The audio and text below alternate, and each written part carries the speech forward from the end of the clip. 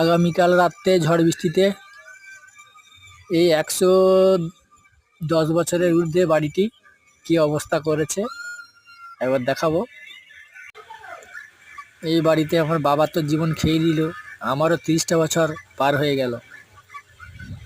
দেখেন কি অবস্থা।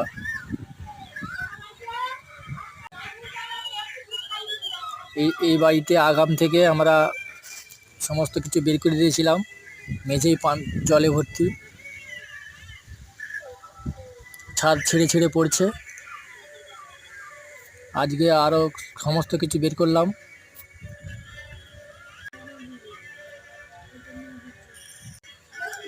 বাড়িতে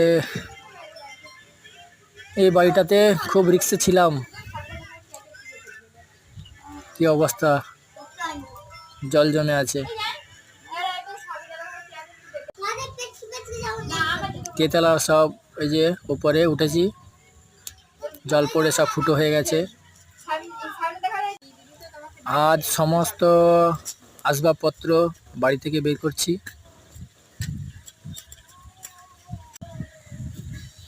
যাতে পাশের বাড়ির না ক্ষতি হয়, তার জন্য দেয়ালটা একটু ভেঙে ফেলবো। এই জানলা লাগাত দেখুন দুটো বাড়িতে কি অবস্থা, দুটো রুম উপর নিচে 4টে।